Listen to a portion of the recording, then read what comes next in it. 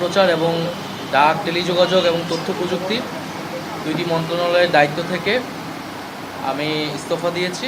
দেশের বর্তমান যে পরিস্থিতি, সেই পরিস্থিতিতে একটি রাজনৈতিক শক্তির উত্থানের জন্য আমার রাজপথে থাকা প্রয়োজন। আমার যে গণ অভ্যুত্থানে যে ছাত্র জনতা অংশগ্রহণ করেছে, সেই শক্তিকে সংহত করতে আমি মনে করেছি যে আমার সরকারের থেকে, আমার সরকারের বাইরে রাজপথে আমার ভূমিকা বেশি হবে।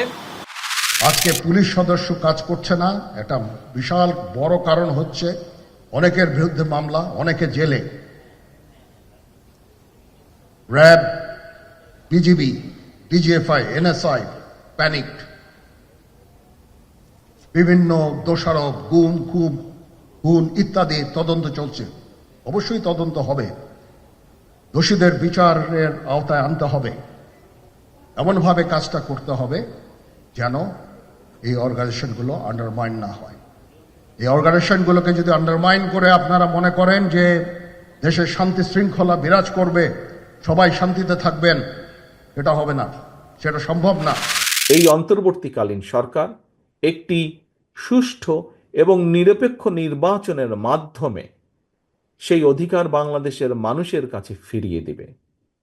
কিন্তু গত কিছুদিন ধরে আমরা অত্যন্ত দুঃখের সাথে আমরা লক্ষ্য করছি সরকারের ভেতরে বিভিন্ন ব্যক্তি বিভিন্ন রকম কথা বলছেন জনগণের অধিকার ফিরিয়ে দেবার ক্ষেত্রে।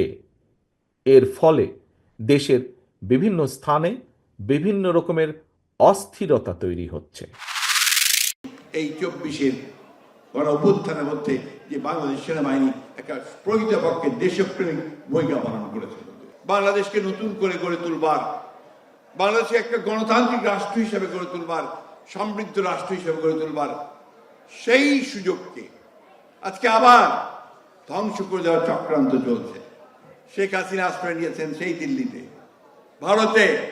সেখান থেকে তিনি চক্রান্ত করছেন, পরিকল্পনা করছেন যে কি করে এই গণ অভ্যুত্থানের এই বিজয়ের সমস্ত ফলাফলকে নস্যাৎ করে দেওয়া যায়। যে দেশে গণতান্ত্রিক ব্যবস্থা প্রতিষ্ঠা না করলে কোনো মতেই আমরা একটা স্থিতিশীল অবস্থা পাবো না।